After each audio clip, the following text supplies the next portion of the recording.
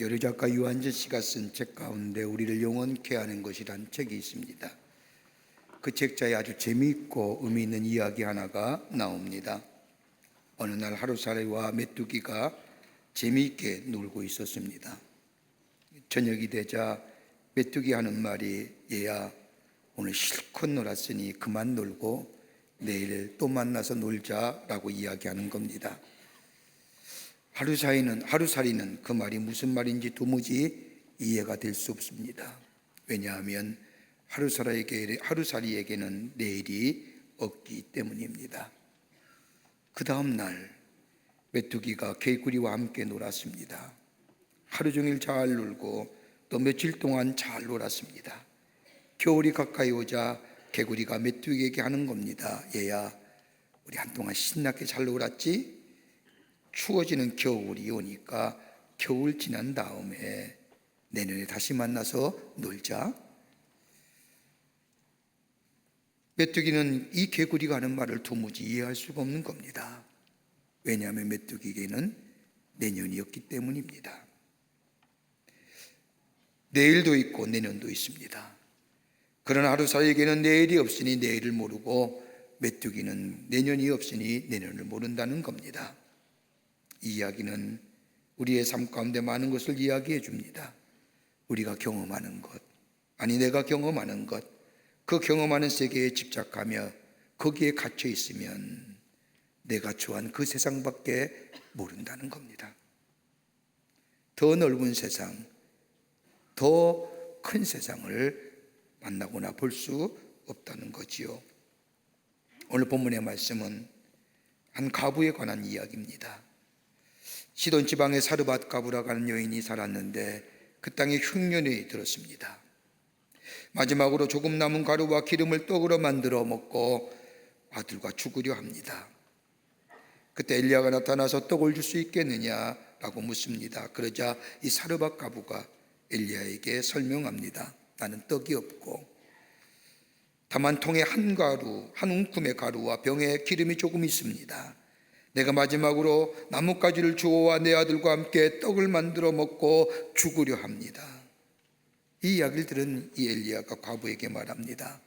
내 말대로 하려니와 그것을 가지고 나를 위하여 떡을 하나 만들어 내게로 가져오고 그 위에 너와 내 아들을 위하여 떡을 만들면 어떠하겠느냐. 그러면 하나님이 그 통에 가루는 다하지 아니하고 그 병의 기름은 없어지지 아니하리라 하셨느니라. 이 말 듣는 사르밧 과부가 엘리야를 위하여 정성껏 떡을 만들어 대접합니다. 그랬더니 주의 종 엘리야의 말대로 그 가정에 떡과 기름이 많이 하지 아니하는 축복을 받았다는 것이 오늘 본문의 말씀의 내용입니다. 새해를 시작하면서 여러분과 우리의 마음속에 한 가지 바람이 있을 겁니다. 그건 다름이 아니라 잘 살았으면. 여러분, 잘 살다는 게 돈 많아서 잘 사는 거 아닐 겁니다. 기준이 다 다를 겁니다.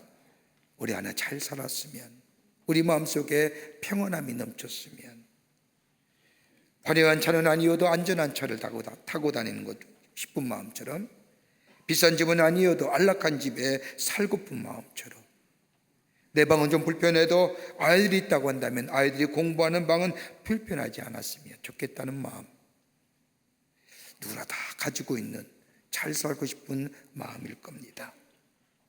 올해 이런 축복이 우리 모든 광림의 교우들과 더불어 우리 모든 그리스도인에게 넘쳐나기를 간절히 소망하는데, 오늘 본문의 말씀은 그 비결을 우리에게 가르쳐 줍니다. 마르지 아니하는 하나님의 축복을 받는 비결이 어디 있을까?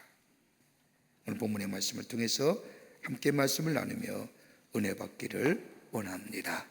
첫째는 순전한 믿음 위에 헌신이 있는 삶입니다. 하나님을 향한 참된 헌신의 삶이 있을 때에 우리의 삶에 마르지 아니하는 축복을, 잘 사는 축복을 경험하게 됩니다. 오늘 본문의 말씀을 보십시오. 오늘 본문에 나오는 사르밧 과부는 시돈 땅에 거하는 여인입니다. 땅에 흉년이 들었습니다. 아무것도 먹을 것이 없습니다. 이제 마지막으로 남은 가루와 기름을 가지고 떡을 만들어 먹고 죽으려고 결심한 과부. 이 과부에게 엘리야가 나타나 자신에게 떡을 달라고 요청을 합니다. 여러분, 웬만하면 이렇게 항변하는 거 아닙니까? 무슨 얘기입니까? 이게 마지막입니다. 이거 먹고 내가 죽을 겁니다. 이거 달라고요? 날 죽이지요. 이렇게 항변할 만한데 오늘 사르밧 과부는 다름이 아니라 이러한 마음보다 하나님의 선지자인 엘리야에게 자신의 먹을 음식을 만들어 엘리야에게 제공합니다. 여러분, 믿음이 없으면 불가능한 거죠. 여러분, 우리가 믿는 믿음이 어떤 믿음일까요? 믿음에 대한 정의를 얘기하면 여러 가지로 많은 이야기를 합니다. 대표적으로 히브리서 11장의 말씀을 가지고 믿음은 이런 것이라고 이야기합니다. 여러분, 믿음이라는 것, 성경에 나타난 정의도 있지만은 그러나 믿음을 이렇게 표현할 수 있을 겁니다. 영어로 표현할 때 three totality. 하나는 믿음의 모습은 어떤 모습이냐? 전적인 acceptance, 받아들임입니다. 수락하는 겁니다. total acceptance 하는 겁니다. 거기에 토다는 거 아닙니다. 이유가 없습니다. 하나님의 말씀이기에, 하나님을 향한 믿음이기에 전적으로 수용하는 겁니다. 수용성입니다. 더 나아가 전적으로 순종하는 겁니다. 토탈 디스플린 하는 거예요. 내가 이성과 합리성으로 내가 지는 경험으로 이해가 되지 않지만 하나님의 말씀하시기에, 하나님을 믿는 믿음이기에 그 하나님의 말씀에 따라 전적으로 순종하는 겁니다. 그 다음에 또 하나 있다고 한다면 토탈 커밋먼트 하는 겁니다. 헌신하는 겁니다. 여러분, 잠언서 16장 3절의 말씀을 보면 너의 행사를 여호와께 맡기라고 말씀합니다. 여기서 맡긴다는 말이 무슨 말이냐? 행사도 맡기고 마음도 맡기고 미래도 맡기고 내 장래일도 하나님께 맡긴다는 것은 소극적인 의미로 내 자신의 것을 포기한다는 겁니다. 내가 도모하던 계획, 내 능력과 내 지식과 다 그저 부정하고 포기하고 전적으로 하나님을 트러스트, 신뢰하는 것을 말합니다. 하나님의 지혜와 능력과 그 사랑을 전적으로 신뢰하는 겁니다.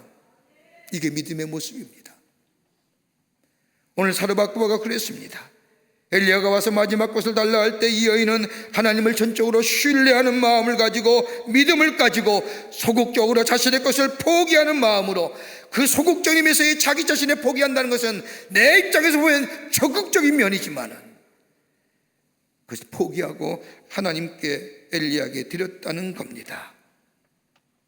여러분, 구약시대의 제사의 제법을, 예법을 보면 구약 제사에 드리는 제물을 가리켜서 영어의 표현을 보면 sacrifice 한다는 겁니다. 제물을 가리켜서 뭐예요? 희생이에요.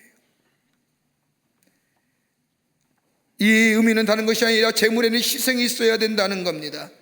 다시 말로 하나님 앞에 순종하고 전적인 헌신에는 사람의 희생의 마음이 깃들어야 된다는 겁니다. 여러분, 저는 성경 말씀 가운데 다윗의 위대한 모습 또 하나의 장면에 큰 감동을 받습니다. 어느 날 다윗이 아리우나라고 하는 사람이 가지고 있는 타작마당에 도착합니다. 타작마당은 높은 언덕 위에 있었습니다.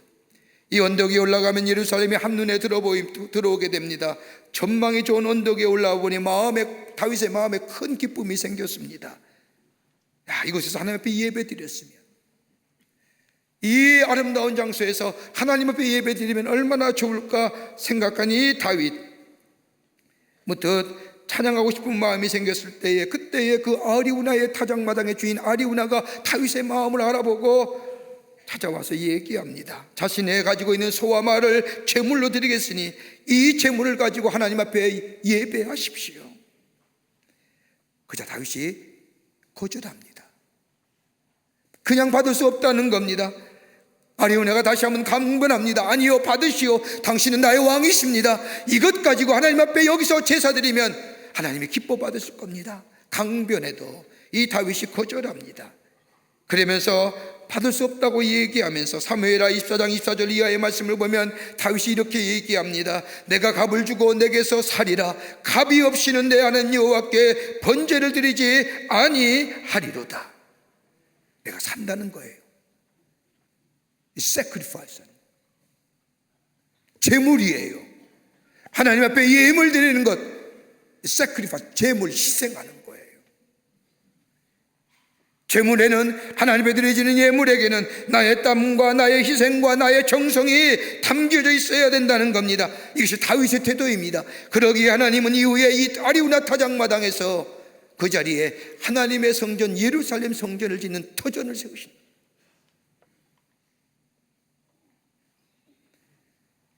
여러분, 고린도후서 8장의 말씀을 보면 마게도냐 교회의 귀한 칭찬의 기사가 나옵니다. 마게도냐 교회 성도들이 당시에 모교인 예루살렘 교회 성도들이 기근을 인하여 어려움 당한다는 이야기를 듣자 헌금한지요. 여러분, 이 당시에 예수 믿는다는 게 그렇게 녹록지 않습니다. 지금처럼 자유롭게 예수를 믿을 수 있는 환경도 아닙니다. 왜냐하면 거기에는 뭔가 먹고 살려고 하면, 뭔가 장사라도 하면 가장 중요한 대목이 뭐냐? 나는 황제의 신하입니다. 황제의 백성입니다. 내가 황제를 믿습니다. 황제를 경배합니다. 이 고백이 없이는 길드라고 하는 상인조합에 들어가지도 못하고 먹고 사는 게 쉽지 않은 거예요. 예수 믿는 사람에게 당신은 황제를 믿습니까? 황제를 숭배합니까? 아니요, 나는 황제보다 예수를 믿소. 예수가 나의 주인 되시오. 여러분, 이렇게 고백하는 그리스도인이 먹고 산다는 게 쉬운, 어려운 일이에요. 그런데 그 마게도냐 교회 성도들이, 저 모교인 예루살렘 교회 성도들이 기근을 인하여 어려움 당한다는 이야기를 듣자 정성껏 헌금하지요. 이런 사실을 한 사도 바울이 고린도후서 8장 2절과 3절의 말씀을 보면 마게도냐 교회 성도들을 위하여 칭찬합니다. 환난이 많은 시련 가운데서도 저희가 넘치는 기쁨과 극한 가난으로 저희가 풍성한 연보가 넘치도록 하게 하였으니라. 내가 증거하노니 저희가 힘들어할 뿐만 아니라 힘에 지나도록 자원하여 힘에 붙이도록 하는 거예요. 하나님 앞에 헌신이라는 거예요. 힘에 붙이도록 하는 거예요. 이게 믿음의 모습이에요. 오늘 마게도냐 교회는 힘에 넘치도록 했다는 겁니다. 여러분, 하나님의 은혜와 사랑을 아는 사람, 그리스도인입니다. 하나님 우리에게 주신 은혜와 사랑 안에서 살며 우리의 선한 목자가 되어주시고 우리의 삶을 인도하시며 내 안에 거룩한 영이 계시어 나를 이끌어 가실 뿐만 아니라 나를 만날 사람을 만나게 하시고 만나지 말아야 할 사람을 만나지 말게 하시며 할 말을 하게 하시며 하지 말아야 할 말을 하지 말게 하시는 성령의 인도함 받는 우리의 삶, 내 안에 예수가 계시고 내가 이 안에 예수가 나의 삶의 주인 되심을 고백하는 삶, 이것이 그리스도인의 삶인 줄 믿습니다. 그렇다고 한다면 나를 구원하시고 나를 위해서 나와 함께 하셨던, 나를 인도하셨던 그 하나님을 향하여 그 말씀에 순종하여 그 말씀에 향하여 온전한 믿음을 가지고 sacrifice, 지극히 당연한 것. 여기에 오늘 성경 말씀을 보십시오. 자기가 가지고 있는 전부인 그 한 가루 은금의 가루와 기름을 가지고 떡을 만들어 엘리야를 위하여 다 만들어서 제공할 때 하나님은 뭐라고 해요?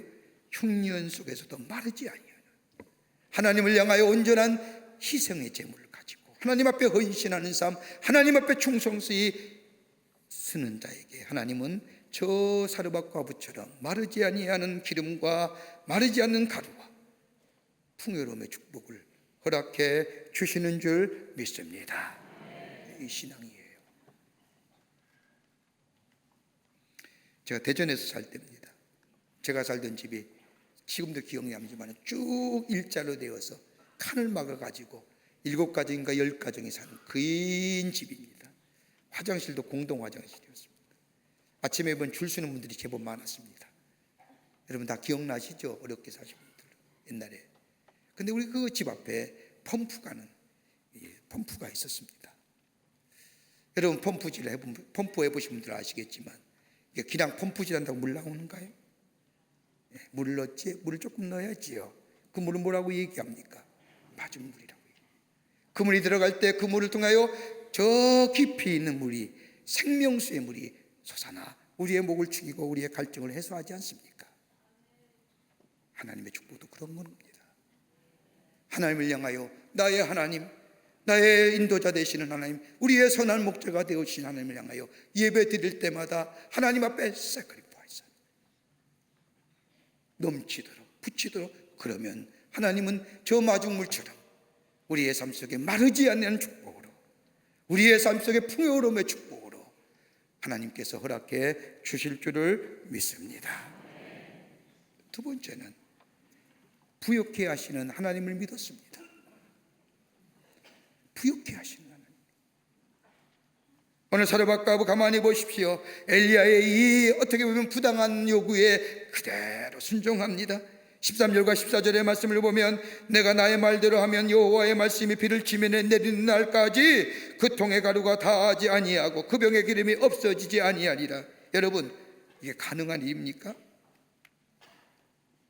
여러분, 우리가 어떠한 일을 하기에 있어서는 거기에 합당한 이유와 원인을 찾죠. 이것을 가리켜서 합리성과 당위성과 목적성이라고 얘기합니다. 다른 말로 말하면 우리의 생각과 경험과 이성이 다른 말로 이치에 맞아야 일할 수 있는 겁니다. 여러분, 예수를 믿는 사람이나 예수 안 믿는 사람이 이거 똑같은 겁니다. 그런데 예수 믿는 사람이 세상의 사람들과 구별될 수 있다고 하는 거면 다른 것이 아니라 불합리해 보이더라도 내 이성과 내 경험과 내 생각이 다르다 할지라도 거기에 합리성과 당위성과 목적성이 나와 좀 다르다 할지라도 누가요? 하나님이 말씀하시기에 따라하는 겁니다. 이게 다른 점이에요. 인간의 생각에는 안 맞는다 하더라도 하나님의 말씀하시기에 그 말씀을 믿는 믿음으로 순종하고 나아가는 삶에 하나님 역사가 일어납니다. 여러분은 예수 믿고 와서 우리에게 들려온 하나님의 말씀 거기에 불순종하면 온전한 믿음의 자리에 쓴 거 아닙니다.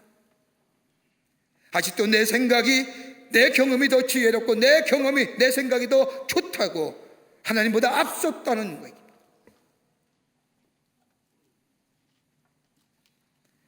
우리 교회 권사님 얼마 전에 오늘 2부 예배 오셨다 가셨는데 제가 몇 년 전에 우리 권사님의 사업장을 신방한 적이 있습니다. 우리 권사님의 사업은 미국의 JS펜이 백화점의 한국 지점장이십니다. 한국에서 물건을 구입하여 미국 백화점으로 납품하는 한국의 대리점의 한국 지사장이십니다. 여러분도 알다시피 JS펜이 미국의 유명한 백화점 왕이 있죠. 세계의 두 번째로 큰 백화점입니다. JS펜이가 처음으로 사업할 때 JS펜님의 마음속에 두 가지를 약속했다고 합니다. 하나는 뭐예요? 정직하자. 정직하자. 두 번째는 11조 하자. 이게 JS펜이 백화점에 JS펜이가 시작할 때에 그 마음속에 약속했던 다짐했던 겁니다. 그래서 권사님 자신의 JS펜이 백화점의 한국의 대표니까 나도 우리의 창업주처럼 내 안에 정직하게 내가 일하리라. 내가 하나님 앞에 11조 드리고 살리라 약속을 하고 건 30년을 일하셨답니다. 그리고 이 믿음을 가지고 살아오신 거예요. 다른 회사들이 대부분 다 60세가 정년인데 얼마 전에 이 미국의 본사에서 회사의 법을 고쳐서 63세가 정년이 되는 법을 만들었는데 그 법 개정은 전적으로 권사님의 고백이 나를 위한 거예요. 나를 위해 법 개정하신 거예요. 그래서 그 법이 맨 처음 자신에게 해당되었고 다른 친구는 다 정년이 되어서 은퇴하지만 자신은 앞으로 더 3, 4년 일하게 되었다는. 그런데 얼마 전 오늘 가시면서 물어보니까 작년에 은퇴하셨다는. 4, 5년을 더 일하셨다. 하나님의 말씀에 순종하는 거예요. 그러면 마르지 아니한 축복의 역사가 임해요. 하나님은 정확하신 분입니다. 하나님은 너무 이르지도 아니하시고 그렇다고 너무 빠르시도 아니하신 분이 우리 하나님이십니다.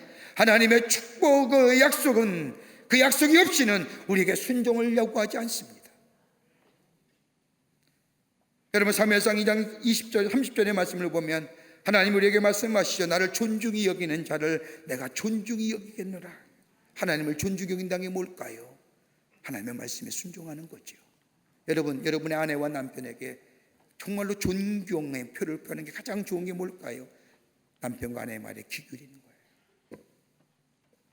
거예요. 리스펙트 하는 거잖아요. 여러분 우리가 드리는 11조예요. 어떤 걸까요? 여러분 우리가 다 고백하지 않습니까?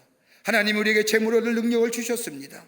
주시기도 하나님이시고 거두가시도 하나님이십니다. 우리 다 그렇게 고백하며 살지 않습니까? 내가 아무리 땀 흘려도 하나님이 주시지 아니었으면 내 안에 열매가 없었을 겁니다 라고 고백하며 살지 않습니까? 믿습니까? 믿습니까? 이 고백이 있는 거예요.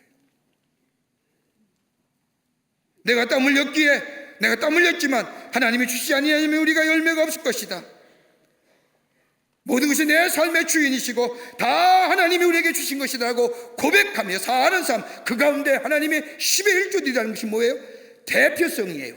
하나님의 주권, 하나님의 것을 인정하는 거예요. 이거 드리는 자가 하나님이 다 주신이고 거둬가시도 하나님이시고 내가 땀 흘렸지만 하나님이 허락하셨기에 내 삶에 열매가 맺어졌습니다라고 고백하며 신앙의 자리에 서는 자예요. 이거 없으니까 안 돼요.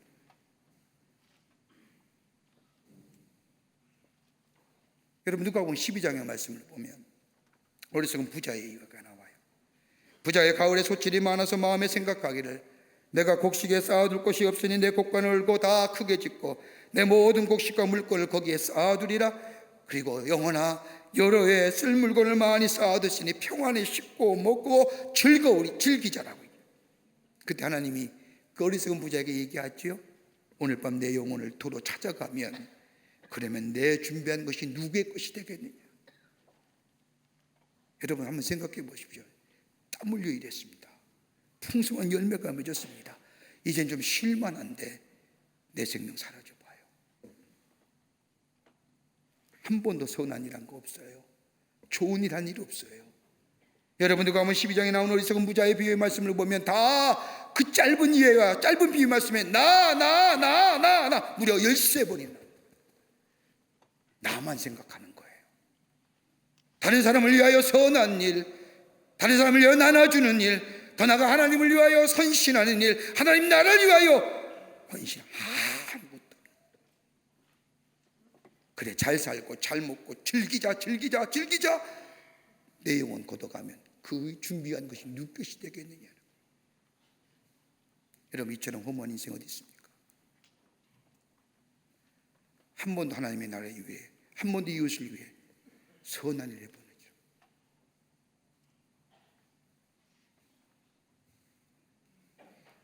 그리스도였던 하츠란 사람이 사업을 하다가 엄청난 빚을 지고 도산하게 되었습니다. 어느 날 아침에 이 하츠가 하나님의 말씀을 읽고 기도하다가 그의 마음속에 깊은 곳에서 말씀하시는 주의 음성을 듣습니다. 감동을 받은 이 하츠가 그날 저녁에 자기 재산을 다 정리하면서 상당수의 액수를 교회에 헌금합니다. 친구와 친척과 물론 회사에 자기 밑에서 일하는 중역들이 심지어 아내까지 그의 행동에 못마땅합니다. 그 돈 있으면 빚 갚지. 그 돈 있으면 빚 갚아야죠. 주변의 사람의 빚을 많이 진 상태에서 하나님 앞에 교회 헌금하다니 있을 수 없는 일이라 못마땅하게 합니다. 그때 이 하이츠가 그들을 모아놓고 이야기합니다. 나는 사업을 하면서 늘 이런 생각을 했습니다. 이 사업이 조금 더 잘 되면 주님께 다 바치겠다고.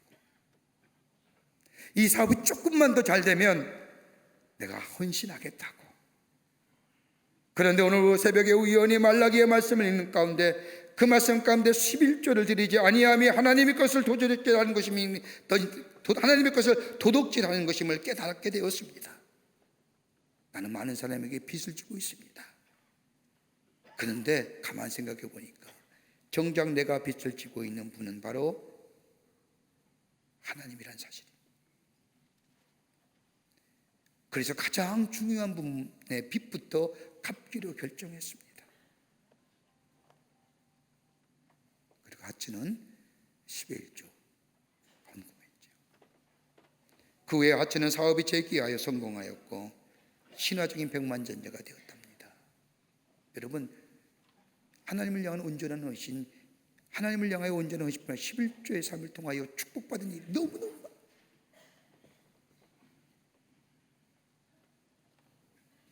하나님을 존중히 여긴 자는 하나님 그 사람을 존중히 여깁니다.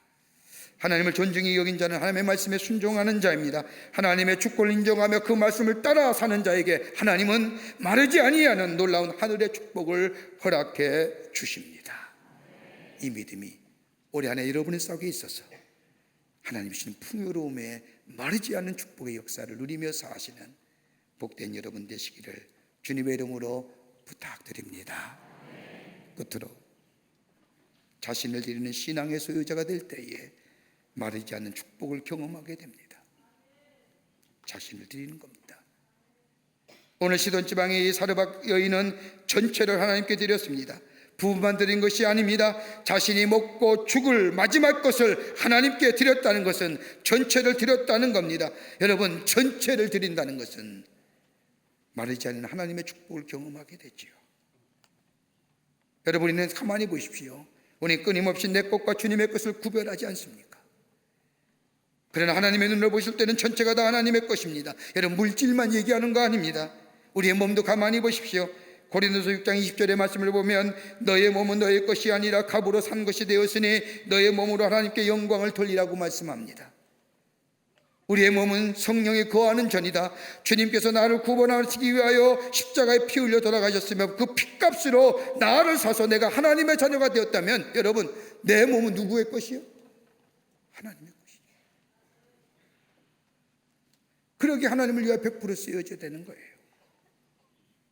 여러분, 인생의 정의가 뭘까요? 나름대로 다 정의가 있을 겁니다만, 저는 한 책 가운데 인생의 정의되는 것에 큰 은혜를 받고 감동받았습니다. 그분의 정의가 이렇게 얘기합니다. 인생이란 하나님의 뜻을 이루도록 하나님께서 나에게 맡겨주신 삶의 길을 걸어가는 거다. 하나님의 뜻을 이루도록 하나님께서 나에게 맡겨주신 삶의 길을 걸어가는 거다. 그래서 전이라고 얘기하는 거잖아요. 여정. 나에게 맡겨진 삶의 길을 걸어간다는 게 뭘까요? 다시 말하여 하나님이 내게 부탁하신 것, 하나님께 나를 구원하시어 나를 통하여 하시고자 하는 목적하신 바를 비밀이죠. 무스테리온. 하나님과 나만이 갖는 비밀입니다. 그 무스테리온을 위해서 나가는 겁니다. 그걸 가르쳐서 뭐라고 얘기해요? 일꾼이라고 얘기합니다. 하나님의 비밀을 맡은 자라고 얘기합니다. 하나님의 비밀을 맡은 자를 뭐라고 얘기합니까? 청직이라고 얘기하는 겁니다. 이 청직에 있어서 가장 중요한 것, 하나님과의 나만의 무스테리온 비밀, 하나님이 나를 통하여 이 땅에 하나님의 뜻을 이루고자 하는 그 놀라운 일들, 이 일을 이루어가는 자가 청직입니다. 내 것이 아닙니다. 주인이 정해놓은 범주 안에서 충성스럽게 감당하는 겁니다. 무엇이 되어야 하며 얼마를 벌어야 하며 이것이 문제가 아니라 주님이 나를 구원하시고 나를 택하셔서 나의 삶을 통하여 하나님의 뜻을 이루고자 하는 이 하나님의 비밀, 이 비밀을 맡은 자로서 우리의 삶의 여정을 걸어가는 겁니다. 그러기에 고린도서 4장 2절 말씀에 맡은 자에게 구할 것은 뭐라고요? 충성이에요. 그래서 충성이에요. 시간이 내 겁니까? 주님이 내게 주신 거지요. 물질도 내 것이 아니라, 건강도 내 것이 아니라, 지위와 명예도 내 것이 아니라 하나님이 내게 주신 겁니다. 하나님의 뜻을 이루기 위해서. 이게 신앙의 고백 자세예요. 여러분, 헌신은요, 헌신한다는 것은 100%를 얘기하는 겁니다. 어떤 신학자가 말하기에 헌신은 80%로 만족할 수 없습니다. 85%도 만족할 수가 없습니다. 헌신은 100%입니다.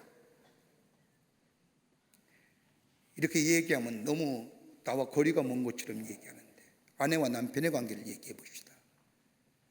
남편이 아내를 향하여, 아내가 남편을 향하여, 여보, 나는 앞으로 당신에게 80%만 헌신할 거야, 20%는 딴 사람에게 헌신할 거야 하면 살겠습니까? 사셔요? 당장 이혼하죠. 못 살아. 주님과의 나와의 관계도 그거예요. 하나님 향하여 80%는 헌신하고 20%는 내가 딴 사람에게 헌신하겠습니다. 주님이 기뻐하실까요? 주님이 축복해 주실까요? 벤 다이크라는 사람이 책 가운데 이런 이야기가 나옵니다. 로마의 어떤 부자가 천국에 갔는데 천사의 안내를 받아서 천국의 이것저것을 구경하게 됩니다. 천국을 구경하던 중 매우 아름다운 집이 있는 것을 발견합니다. 아주 근사하고 멋있는 집입니다. 부자는 부러움에 천사에게 묻습니다. 도대체 이 아름다운 집의 주인은 누구십니까? 그래서 천사가 이야기합니다. 그 집이요? 그 집은 당신이 종으로 부렸던 사람의 집이라고. 깜짝 놀랐습니다. 무슨 얘기입니까? 내 집의 종이 이 하나님 나라에 이런 좋은 집을 가지고 있습니까? 어떻게 해서 이 좋은 집을 소유했다는 겁니까? 라고 이야기하며 의아한 듯이 불평스럽게 천사에게 묻습니다. 천사가 얘기하지요. 천국엔 실수가 없습니다. 천국에는 오류가 있을 수가 없습니다. 우리는 땅에서 그가 보낸 재료로 이 집을 지었습니다. 천사의 단호한 대답에 이 부자가 아무 말도 못하고 다른 장소로 한참 가게 되었습니다. 더 가다 보니 이번에 너무나 넓고 호술한 집 한 채가 보이는 겁니다. 아까는 저 큰 집, 아름다운 집을 봤는데 이 천국에도 이 초라하고 이 남루한 집이 여기 있을 수 있을까? 놀란 나머지 의아하게 생각하며 묻습니다. 저 집의 주인은 누구요? 천사가 대답하기를 당신 집이요. 깜짝 놀랐습니다. 아니 왜요? 왜 내가 이런 집에 여기 와서 산다는 거요? 이렇게 더럽고 누추한 집이 내 집일 수가 없는 거요? 라고 얘기하자 천사가 천국에는 오류가 없습니다. 실수도 없습니다. 착각도 전혀 안 합니다. 이 집은 당신이 세상에 살면서 보낸 재료로 지어진 집입니다. 여러분, 여러분의 시간 누구 위해 쓰십니까? 여러분의 재능 누구 위해 쓰십니까? 여러분의 건강들, 여러분이 주신 하나님의 은사와 재능들 나를 위해 쓰십니까? 다 하나님의 것이라면서요. 내가 어느 자리에 있든지 내 이 재능, 내 인사, 내 이 건강, 이 재물, 이 지위 가지고 하나님을 영화롭게 하는 자, 하늘의 보화를 쌓는 교육, 이 땅에서는 마르지 아니하는 하나님의 축복을 누리며 사는 인생. 저희 사르밧과 부가 전부 자신을 드린 것처럼 우리의 삶이 죽으나 사나 하나님의 것입니다. 주의 영광을 위해 쓰임받습니다. 나는 믿음을 가지고 내 것을 다 드릴 줄 아는 자, 그리고 온전한 헌신 11조의 삶. 그렇게 될 때 하나님은 우리의 삶 속에 마르지 않는 축복과 더불어 저 부유한 하나님의 풍요로움의 축복의 역사를 이 땅에 사는 날, 여러분 기근이 마를 때까지 홍수가 마른 땅에 저 기근이 해결될 때까지 우리에게 축복해 주시는 것을. 우리의 기근이 언제 해결돼요? 여러분 우리의 기근이, 우리 삶의 기근이 언제 해결될까요? 하나님 나라에 갈 때. 그런 축복이 우리 가운데 있게 될 줄 믿습니다. 이런 믿음의 결단을 통하여 청지기적의 삶을 살며 주님의 축복을 누리며 사는 우리의 sacrifice, 헌신을 통해서 사시는 여러분과 저 되시기를 주의 이름으로 축원합니다. 하나님 감사합니다. 사랑하시고 하나님의 자녀 삼으심에 감사합니다. 모든 것 다 주님이 주셨습니다. 그 주님에 감사하며 주님 앞에 내 삶을 드리며 주의 인도하심 따라 주의 뜻하신 바를 우리의 삶 가운데 이루어 나가 주님을 높이며 그로 인하여 우리의 삶 속에 풍요로움의 축복을 누리며 사는 복된 인생들 되게 도와 주시옵소서. 성령이 도우실 줄 믿으며 예수님의 이름으로 기도하옵나이다. 아멘.